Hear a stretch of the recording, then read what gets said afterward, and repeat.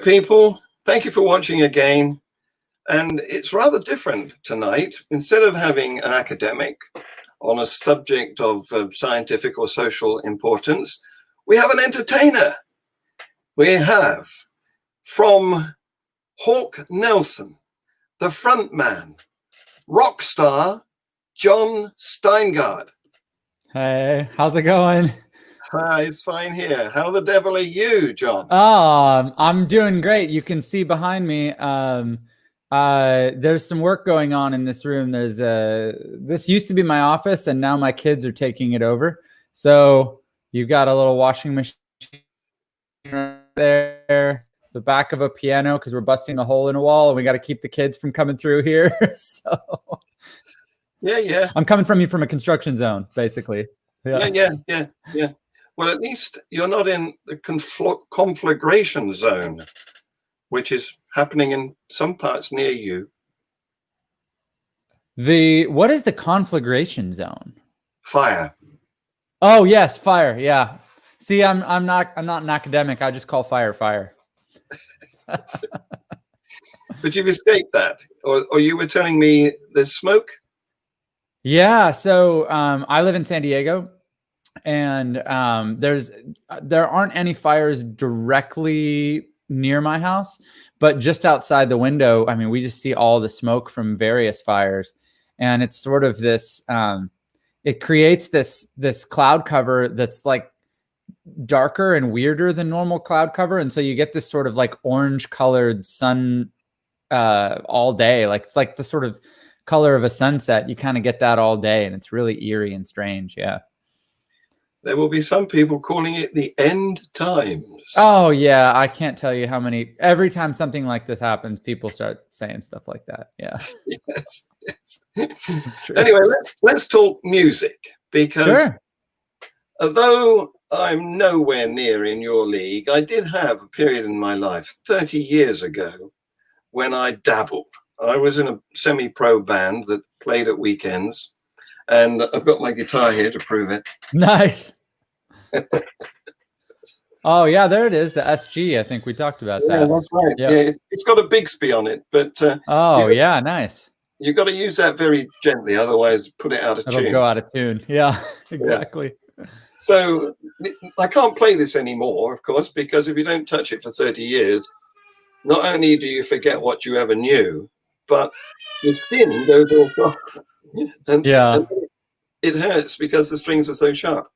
Yeah, you sort of lose the calluses. Let's see if I can get the camera to see. That's exactly. I've kind of lost not much there in the way of callus, huh? Yeah. And you get it on, if you do bars, you get it all the way down this finger. Oh yeah.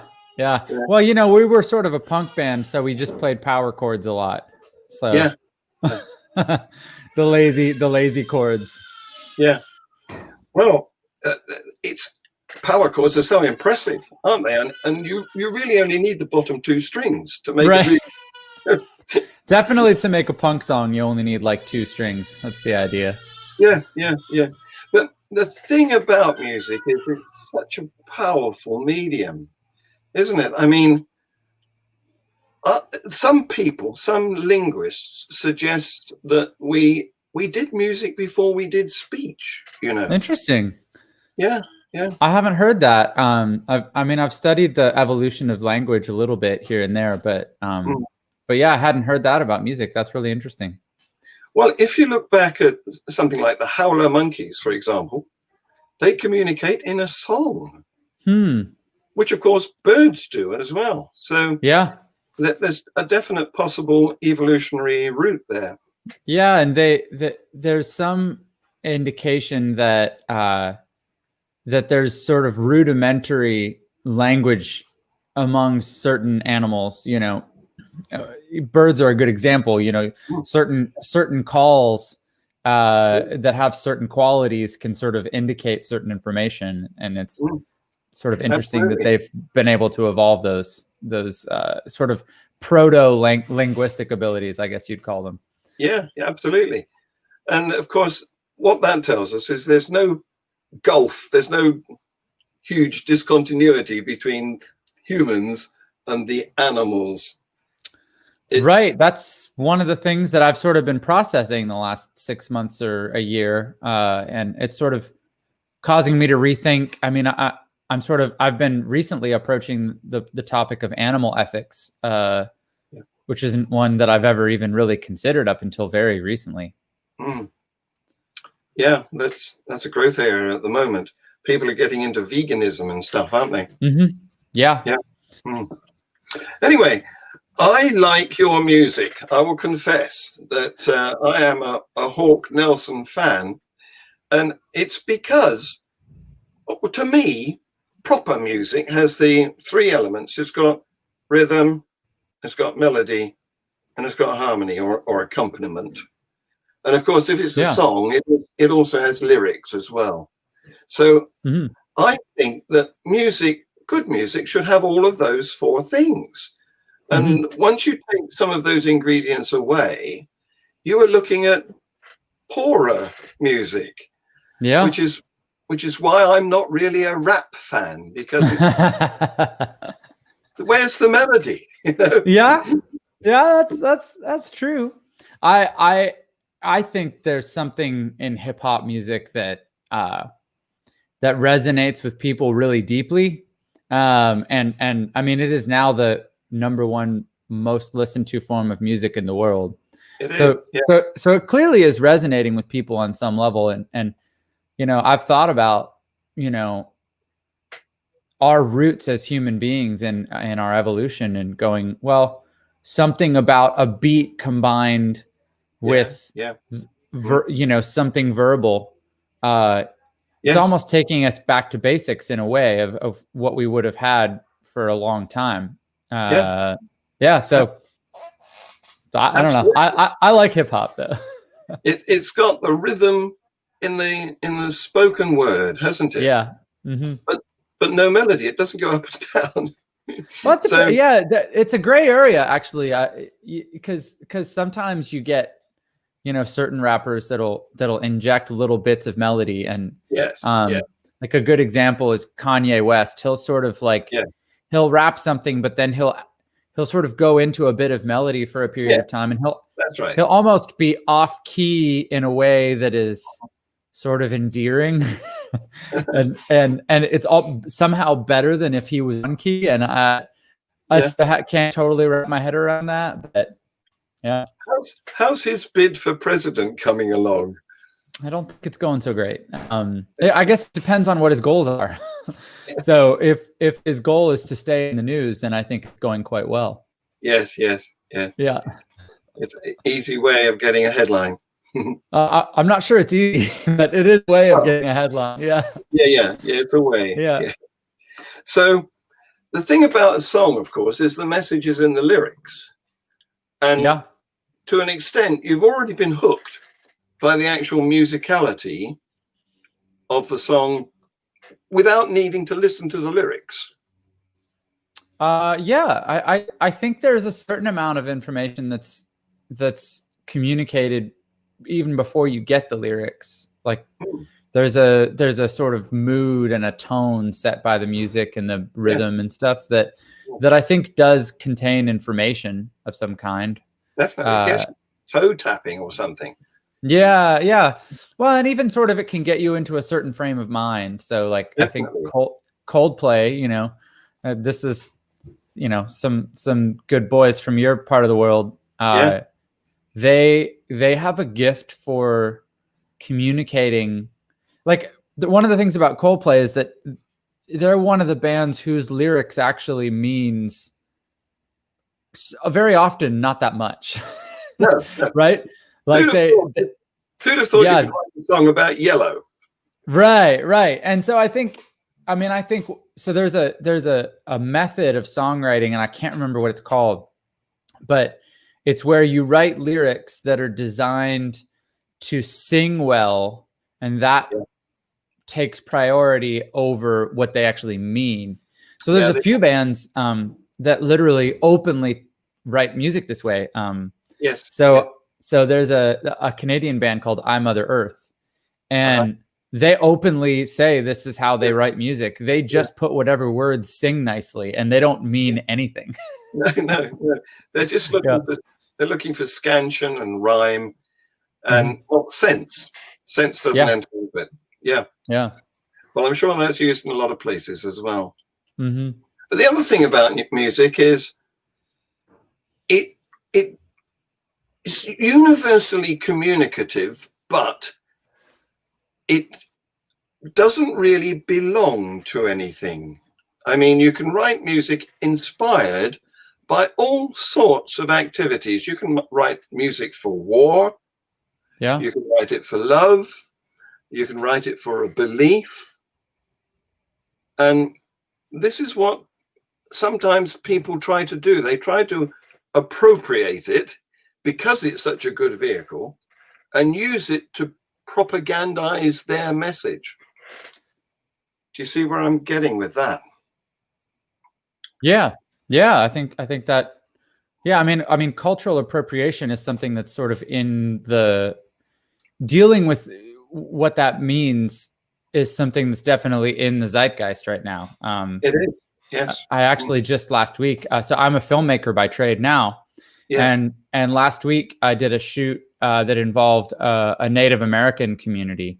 And they were discussing the difference between cultural appreciation and cultural appropriation. Yes. And I was very interested in how they, you know, what criteria they use to differentiate between those two things. And what they said is you have to look at the impact that it has on the community that originated a certain cultural practice. So with Native community, for instance, they would say, you know, like if people are buying designs that are Native inspired, you know, if you want to make sure you're not participating in cultural appropriation, you should investigate, you know, those products and companies make them. Are they giving back to the Native community in some way, or are they supporting the Native community in some way? Are they hiring Native artisans to make their products? Like those kinds of things. And negative. Yeah, what is the impact on the culture that spawned the ideas? And I think that's a really good way to look at it. Yeah, yeah. We had right up until the 1970s. I mean, I'm terribly old. You can tell that. I can remember back to the 1970s, as long as I don't drink too much beer. Sure. But we had this embarrassing show called The Black and White Minstrels. Where I don't know it. No, you don't want to know it. Okay. It was innocent at the time, but it consisted of singers who boot polished their face. And of course, you'll know about this from your Canadian Prime Minister's embarrassment. Yes, unfortunately, that was not so good. It was a thing, though, back in the 1970s. Yes, it was. People did it and didn't think two cents about it, you know? Yeah. Well, and I've even, you know, after doing that shoot with this Native community last week, I was thinking about, you know, when my wife and I were dating, maybe when we were just early married. I remember going to a Halloween party, and I was a cowboy and she was an Indian, and that was like a just culturally normal, acceptable thing we just didn't think about. And now I look back at that and go, oh, you know, that wasn't great. Yeah, and we definitely would never do that now. No. So, but you weren't out of step back then. I mean, what would happen to YMCA in this world of cultural difficulty? Yeah, I think a lot of long established organizations are sort of rethinking things right now.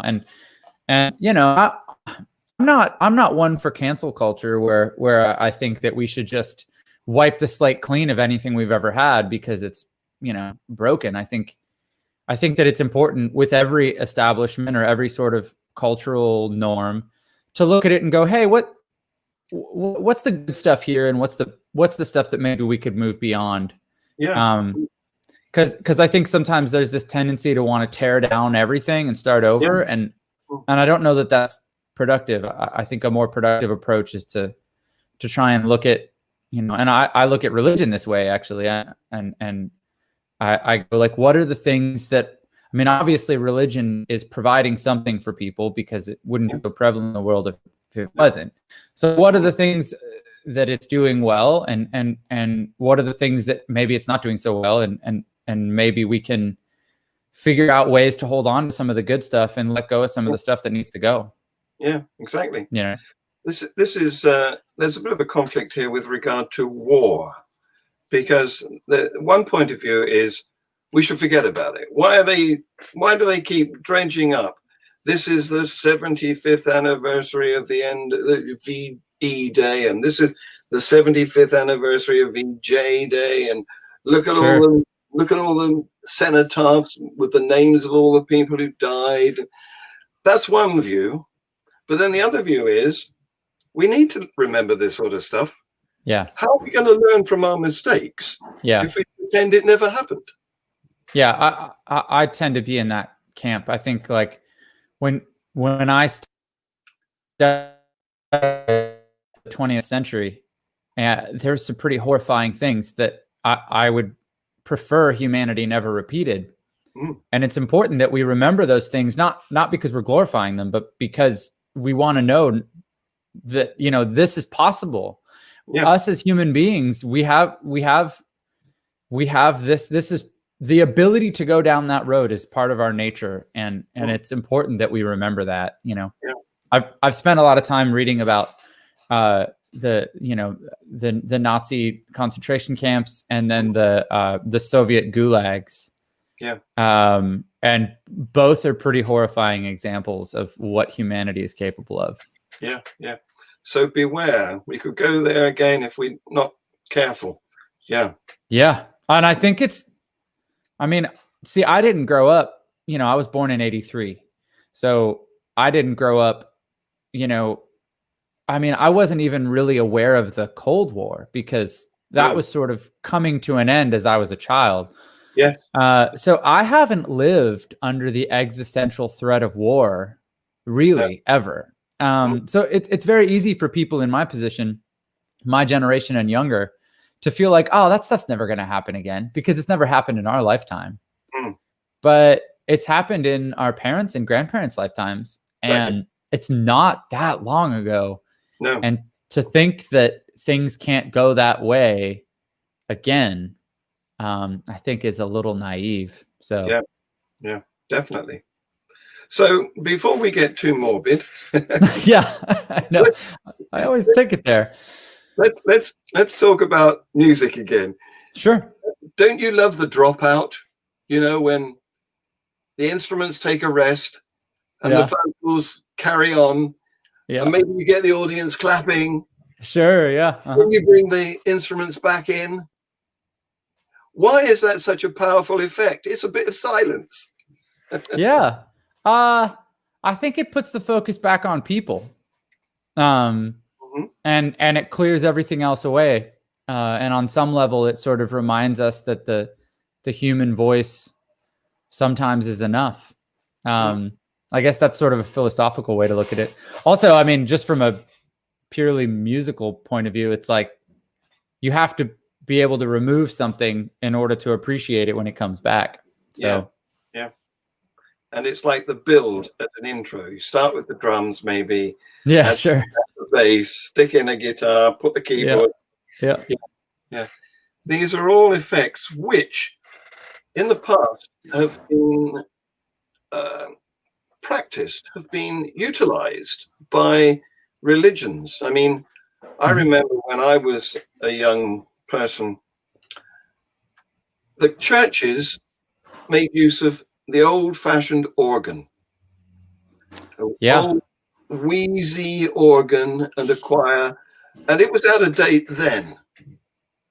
But then slowly, the more modern churches, the evangelicals, came about, and they brought in a guitar and a drum kit and, you know, some girl singers. And sure, yeah. And suddenly everybody moved away. The old churches fell empty.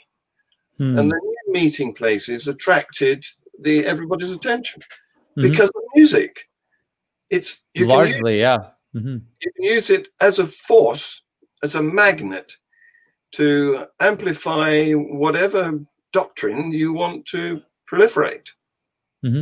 Yeah, I've wondered about that a lot because I've been, a part of music within Christianity for most of my adult life. Mm. And I remember actually we were, talking about Coldplay, that like, Yeah. I remember going to a Coldplay concert and having some of the same sort of waves of emotion that I would have Yes. in like a worship service. And I remember thinking, that's interesting. Either I'm also experiencing God's presence here, or what I'm experiencing is not the presence of a God.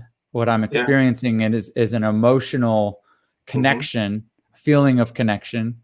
And yeah, that's one of the sort of experiential things that has over the years kind of got me wondering about, what these experiences are, at concerts or in worship services and that kind of thing. Yeah.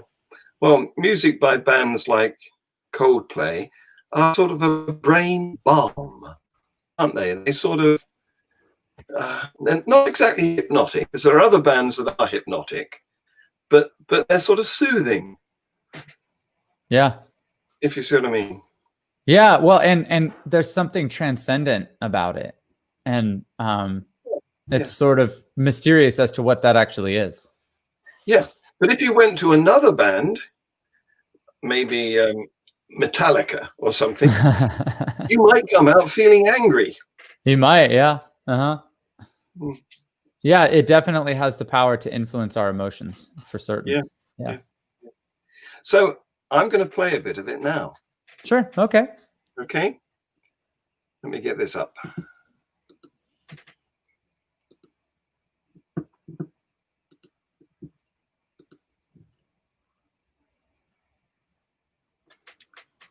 Have we got any volume? What's happened here?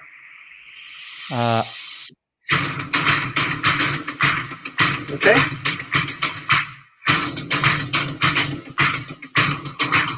Here and now, I'm in the fire right above my head. Being held under the pressure, don't know what'll be left. But it's here in the ashes. I'm finding treasure. He's making diamonds, making diamonds out of dust. He is refining this diamond. He's making diamonds out of us. I'll surrender to the power of being crushed by love. To the beauty that was hidden is been covered up. It's not what I hoped for. It's something much better. He's making diamonds, making diamonds out of dust. He is refining this diamond. He's making diamonds out of us. Oh, the joy of the Lord, it will be my strength. When the pressure is on, he's making diamonds. Oh, the joy of the Lord, it will be my strength. When the pressure is on, he's making diamonds. Oh, the joy of the Lord, it will be my strength. When the pressure is on, he's making diamonds. Diamonds, making us rise from the dust. He is refining this diamond. He's making diamonds out of dust. Making diamonds out of us. I won't be afraid to shine. I won't be afraid to shine. He's making diamonds out of dust, making diamonds out of us.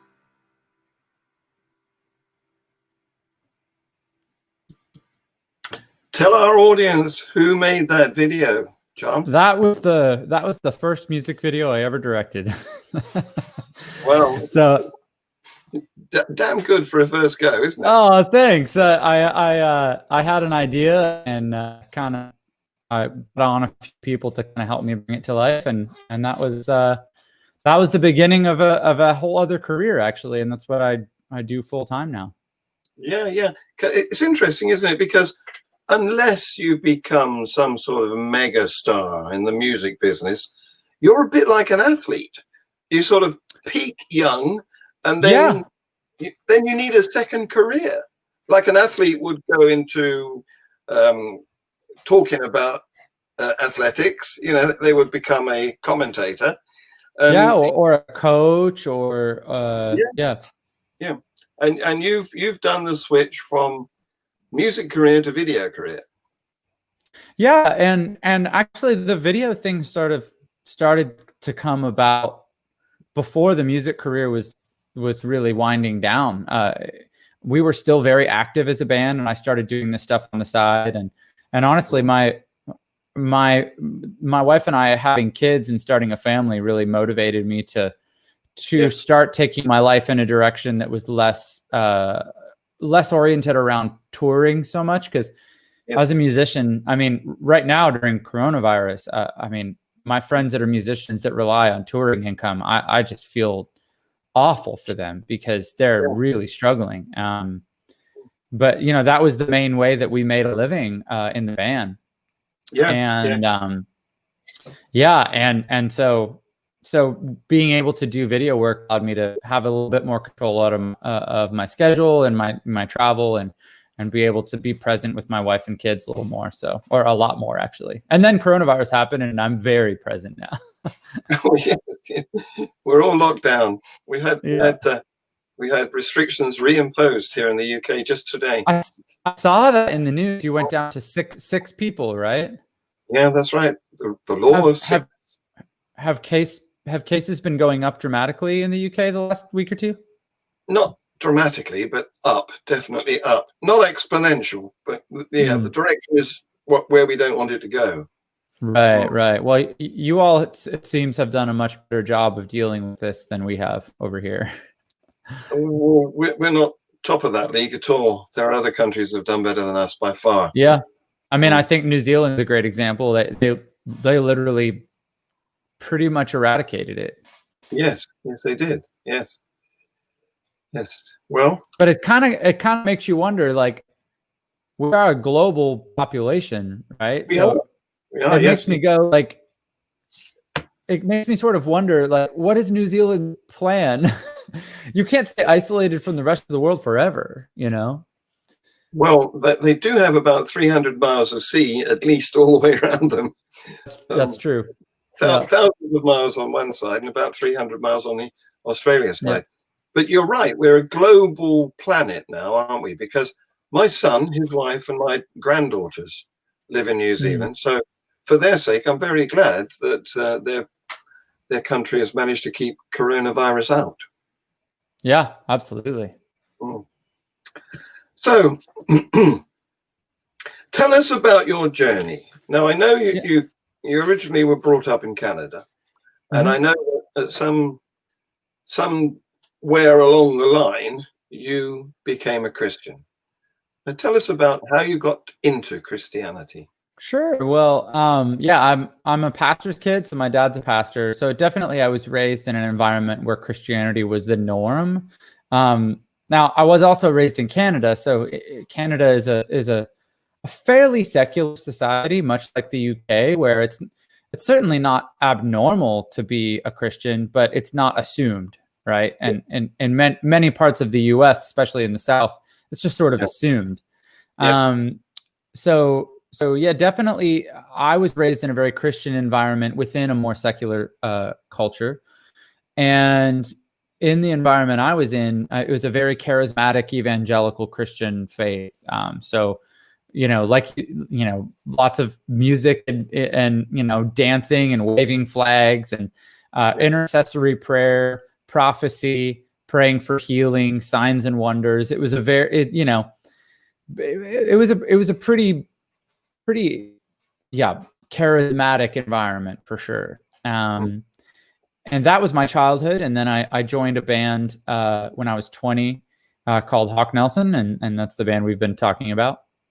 And we started touring in the U.S. and we were all from Christian upbringings in the band, and we all had Christian beliefs, but we weren't necessarily setting out to be a Christian band. We just sort of wanted to be, a band that was positive and could go and play for Christians, but also play for people in clubs and stuff like that. And just sort of, instead of specifically, even being evangelical, we were just wanting to be sort of positive. So we did that. And over time, it just became apparent that the people we were resonating with the most were Christians. And so by nature of that, our content of our music definitely became more explicitly Christian over time. Yeah, you have to give the audience what they want, don't you? Well, yeah, I mean, I talk about this a lot where if you want to do music and you want to do whatever you want in music, and then that's fine as long as you don't desire to make a living from it. But as soon as you want to make a living from it, then what people want matters. And so you have to sort of find the overlap in the Venn diagram in a way, like between who I am and what I want to make, and who is my audience, what do they want to consume. And so you find that overlap, and that's kind of what you do. And for us, that involved a lot of content that was pretty explicitly Christian, as we much more so over time. And I became more and more involved with the writing of the music over time, and definitely began to, in searching for things to write about, I dove into theology and philosophy a little more, and I started to find that I didn't really have confidence that I believed what everyone around me in the Christian culture I was in believed. And some of that was experiential. Some of it was, certain events would happen and I would notice that I would feel one way, but the culture I was a part of would say something else. And some of it was more intellectual, where I would read some, whether it was a passage in the Bible that troubled me, or whether it was some ideas that maybe ran counter to Christianity that sort of made a lot of sense to me. And so between all of those things, it sort of led me to a place where I was like, I don't think I believe this. And it was a gradual realization for me. But eventually I felt like in order to be sort of honest, I had to say something publicly. And so I did that in May. I wrote a Instagram post and basically came out and said, here's some of the reasons I'm thinking this way, but basically the bottom line is I don't believe in God anymore. And I sort of thought that maybe would cause a few ripples in Christian music for a few days, and then I just sort of assumed everyone would move on, because I don't assume I'm the center of anyone's universe here.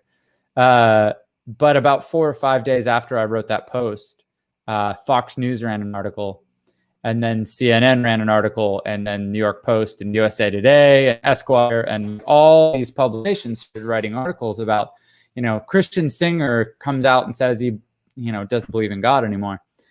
And I totally had underestimated the degree to which that would be a meaningful thing for people, one way or another. Some people were horrified. Other people were grateful that I was willing to sort of make that statement, Did you get any? You've got a youngster there. I've sent mine away. Yes, that's my son. We're alive, honey. Did you get any? Okay, bud. I'll see you soon.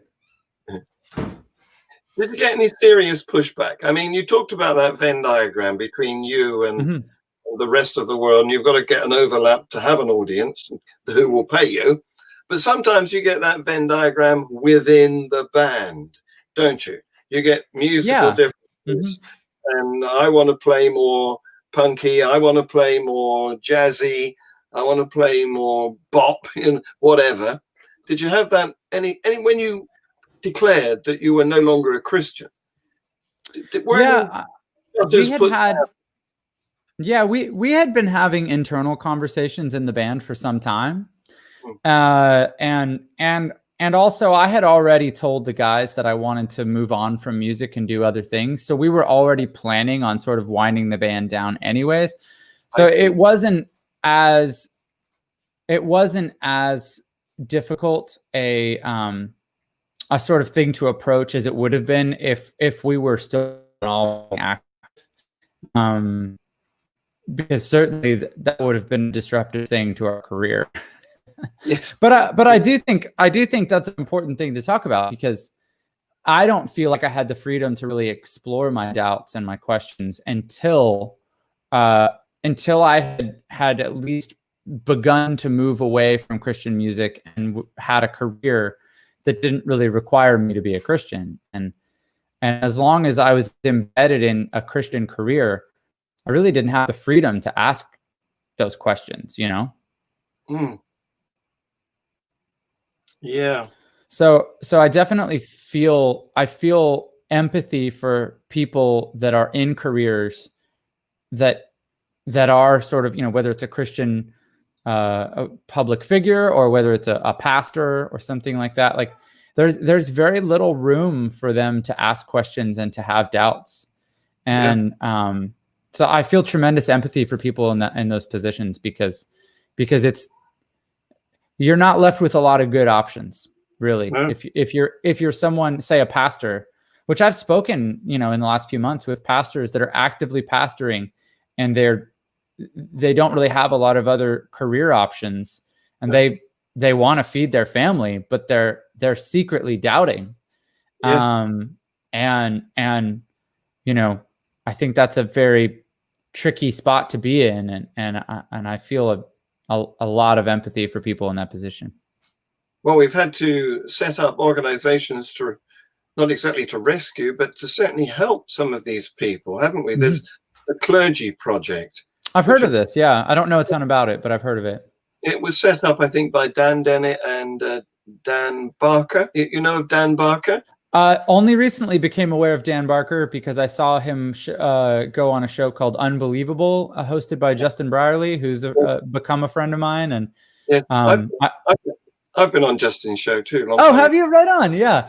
I think Justin's fantastic, and he's very professional, isn't he? Yeah. You know, I know he's a Christian, he's a believer, but he's been facilitating conversations between believers and non-believers for like 10 years. Yes. And that's something that has been sorely needed. And I think he does a tremendous job at it. He does. It's not easy to chair opposite sides without siding with one or the other. He manages to walk that tightrope. He does very well. And you know, I because I know him a little bit personally, and I've read his book. I'm familiar with his personal sort of views on things. But he does a very good job of making sure that both sides of any given discussion are being represented fairly. Yes. So I have a huge amount of respect for him. So we were talking about Dan Barker, who is, like you, a musician of some accomplishment. He's written both Christian and non-Christian material, I think. He wrote some, what you might call, not exactly pantomimes, but Christmas theatrical production. Oh, okay. Sure, yeah. And they're very good. Oh, cool. Yeah, I'm not familiar. So here we have a question from one of our audience. You've more or less, well, you've started to answer this, haven't you? Because you didn't spring it on the band members, did you? You'd had discussions prior to your announcement. Yeah. So I definitely had conversations with the guys before anything went public, and I had conversation with my family and my wife's family, and so there were definitely a lot of private conversations that preceded the public announcement. And I think for anyone who's in a similar position, I would definitely recommend having those private conversations first, because you know the last thing you want is for someone close to you to find out on Instagram that. So yeah, but within the band, I mean, the guys have been very, very kind, and you know, they still believe, so they're in a different sort of you know, philosophical space than I am.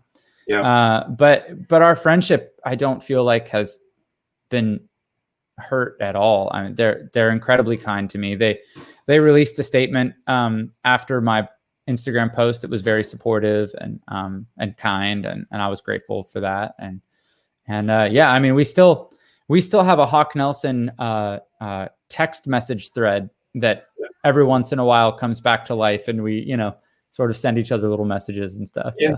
Great. So it's because you didn't do it as a bombshell, isn't it? It's because you. Yeah, for the people that I'm close to, yes, it wasn't really a bombshell, but you know, I'm quite sure it is for people that was maybe more loosely with. Yeah. So you mentioned that you're a pastor's son. So I don't know quite how to put this, but is your father still with us? Oh yeah, yes, yeah. My dad is 66. Something like that. You don't have to give that. Oh yeah. No, but he doesn't care. But yeah, so they're still up in Canada. He's still pastoring. He's pastored a number of different churches up in Canada, and that's still his career. And you know, I actually feel like in this process I've ended up talking to my dad more than I used to, because we'll talk about, you know, philosophy, we'll talk about Christianity, we'll talk about biblical issues. Obviously he's saddened to hear that I don't believe anymore. And the impact that it had on my parents was probably one of the most difficult aspects of this journey for me. Yeah. Because from their point of view, you know, first off, they're on some level concerned for the sort of eternal destination of my soul, right? Yeah. And then also, you know, it just grieves them that I've chosen to live believing something that, you know, or not believing something that they believe to be true, that's really consequential. And I think on some level they ask themselves the question, you know, like, what did we do wrong? Which, you know, I have no desire for them to feel any of those things. So it makes me sad that my journey has made them sad, you know? But at the same time, I do feel like we're connecting on a deeper level, because there's no pretense, you know, they know exactly where I'm at. Yes. We can have really hard but honest conversations where I feel like if I just lived the rest of my life sort of quietly disagreeing with them, I mean, I just don't think I would have. There would always be a barrier between us that we would never be fully connecting, and I just don't think that's the best way to live, you know? No, indeed. But you're lucky, because it's only because you're all such reasonable people you can carry on like this, because a lot of families, you would be ostracized. You would be drummed right out. Yeah. But I'm glad to hear that your father is still devout and has not gone through the emotional trauma that it must be of a priest or pastor who continues to go through the motions while having lost his own faith. Yeah, no, my dad very genuinely and deeply believes, and you know, we're actually, one of the things we're planning on doing together is we, you know, when it's possible to travel again, we'd like to go to Israel together. And you know, because he wants to take me to a few of the places that are really consequential in the Bible, and you know, he's been to Israel twice, I think, and that's an experience that I'm very open to, because I would love to visit Israel in general, and then to have that experience with my dad. You know, my dad is not, you know, I think years ago I would have thought that late 60s is old, but I don't think that anymore, you know? It just doesn't seem that far away anymore.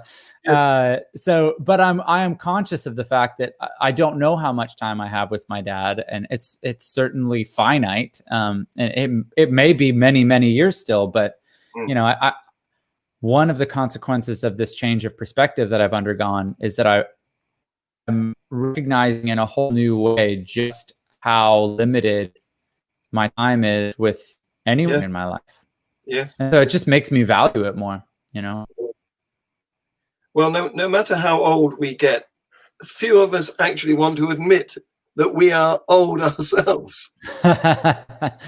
Well, I'm starting to feel a lot more willing to categorize myself as old because, you know, I drive by a high school and I'm like, those people can't be in high school. Those are toddlers.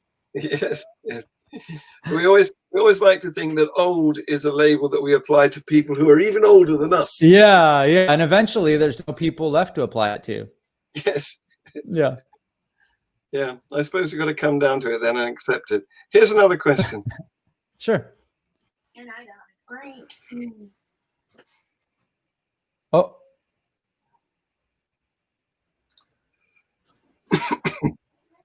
I think you're frozen. Oh no, I'm there. So the way that I've got the screen on my system, it's got the text reversed. Could you read it to me? I was trying to read it backwards. Yeah. This says, is your wife still a believer? And did this affect your relationship in any way? That's a great question. So my wife is on the same path as me, and I'm very grateful for that because I know lots of people that have gone through a journey like this and have not been on the same page as their spouse, and that's a very difficult journey. And at any given point, my wife and I aren't always exactly in the same place. I tend to be forging ahead a little bit more aggressively than she does, but both of us found the idea that we don't have to be locked into this really dogmatic Christian way of thinking and living. Being released from that was a great relief for both of us. And so I'm grateful that we're on the same page, and you know, she's less likely to sort of read, you know, Sam Harris or something like that. If she's going to sit down and read, it's going to be a fiction book that can give her some escape from toddler mom land. So every once in a while she'll check in on me, you know, check in with me, and she'll be like, okay, so what do you think now? Because, you know, if you read about this stuff a lot over the course of weeks and months, your views will change. And so mine have continued to evolve over time, for sure. Yes. Do you see yourself as ever going back to a religion then? You know, good question. And I've had a few people ask me that question in various forms. You know, like I've had a few Christian apologists ask me, you know, what would it take in order for you to believe? And my answer to that is that, like, you know, if you read the Bible, you know, I look at Adam, and even after the fall, Adam had a direct conversation with God that was, I'm sure, a conversation he wouldn't wonder if it existed, you know. And, you know, Paul on the road to Damascus had an experience that he wasn't able to deny. Thomas, when the resurrected Jesus appeared to him, you know, asked, you know, like, hey, can I, you know, he needed to actually touch Jesus before he was willing to believe. So I read those stories and I go, look, if God is real, I mean, maybe it's a lot to ask, but I would prefer some sort of firsthand experience. And yes, and you know, I've had people tell me, like, well, you know, our senses are faulty. Like, would you even believe a firsthand experience? And to which I say, well, let's give it a try and see. Yeah. So I think some of my struggles are that, you know, Christianity teaches that God is real and it has things to say about his nature. But all of the information that I've ever gotten about God, or the Christian God specifically, has not really been firsthand. It's been stuff that we read in the Bible that's thousands of years old, or it's been passed down to us by other believers. And so, you know, I suppose because I'm still open to spirituality in general, uh, I suppose it's possible that I could end up being a believer of some kind again. I just know that there's no way that I'll end up in the same place that I was,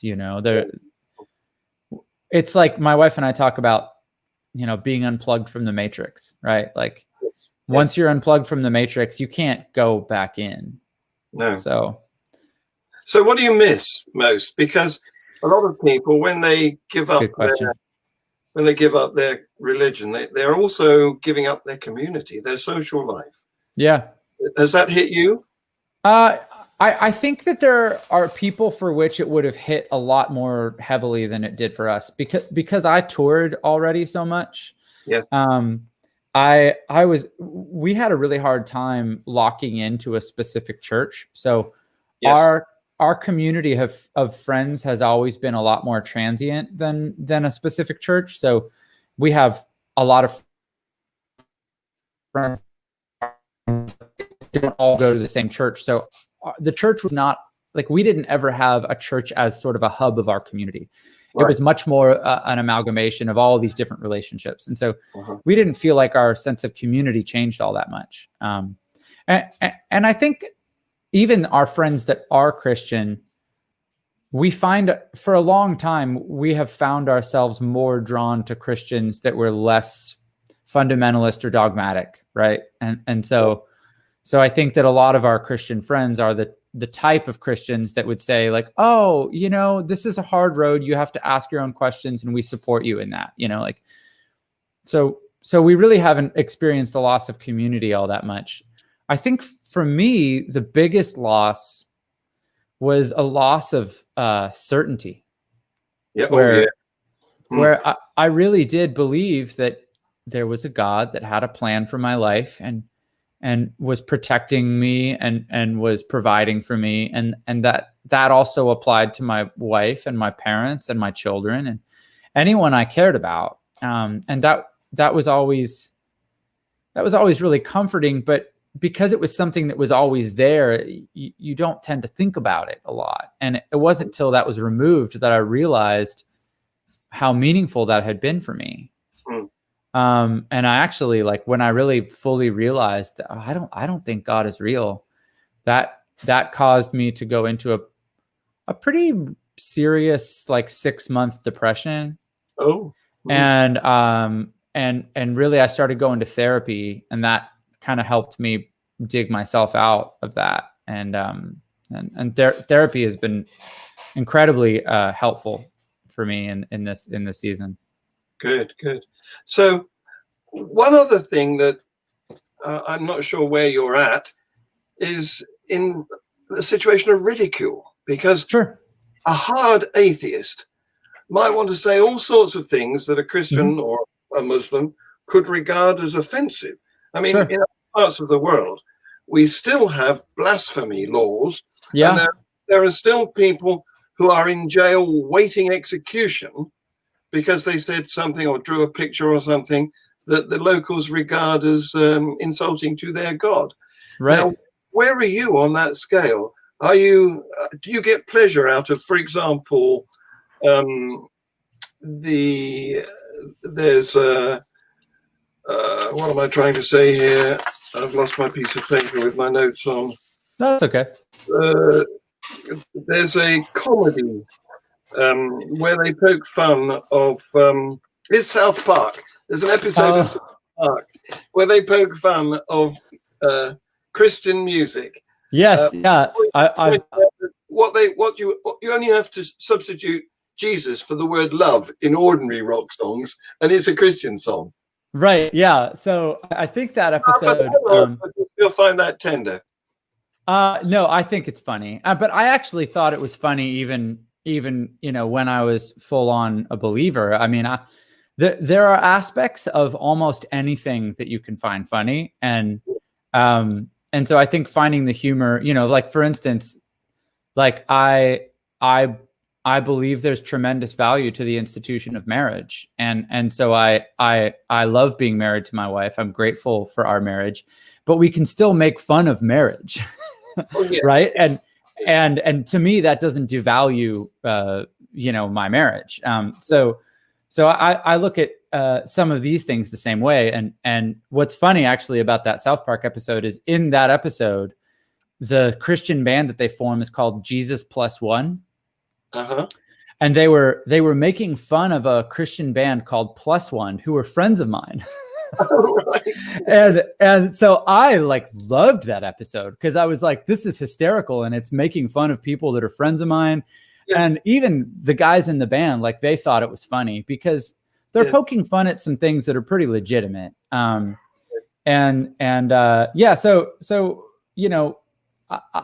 I think that free speech and the ability to speak freely is a fundamental idea that is valuable for us to hold on to.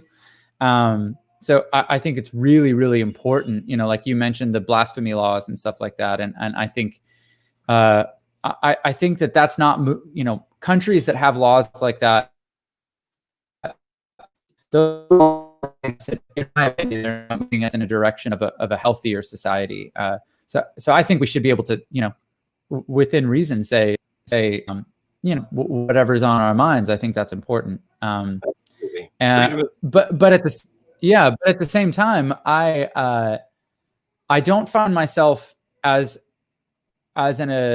sort of an aggressive atheist that believes that religion is fundamentally negative. I think if you look at Christianity, there's actually a lot of positive things that it's brought into the world, and so sometimes I find myself defending it strangely, even though if I don't find it believable so much in a literal sense. But I think it's Brett Weinstein that has this that posited this idea of metaphorical truth, and that maybe there's some things within Christianity that might not literally be true, but might be useful to believe. So he sort of coined that idea, and one of the examples that I like to bring up is money, right? So money is a shared fiction.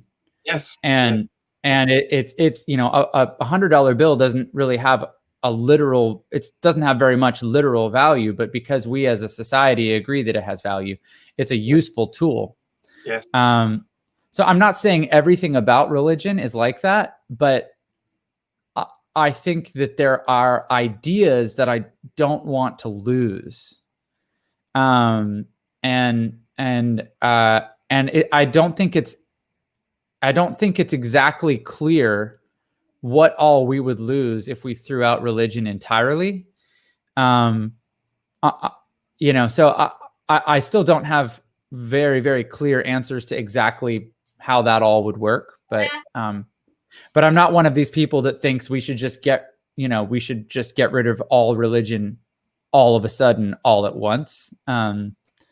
I definitely advocate for people to think about things more thoughtfully and more comprehensively, and to view things from other people's point of view, and to to exercise compassion and tolerance and empathy, and I think that's really important.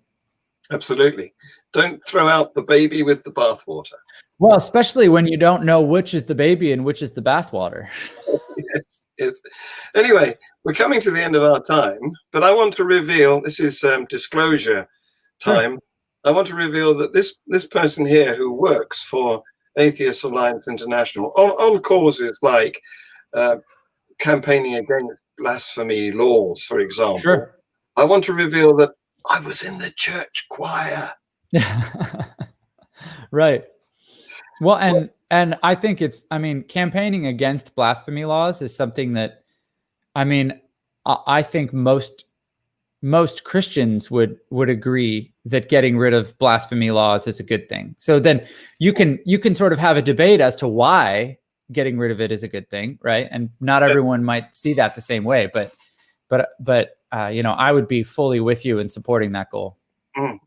Yes. If a God can't defend himself from a few words, then what sort of a God is he?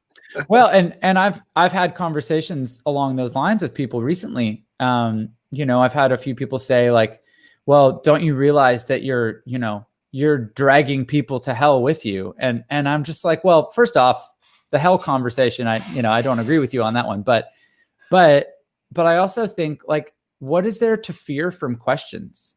Yes. And Gene Cernan, a NASA astronaut, is credited with this quote that I love. And he said, "The truth needs no defense."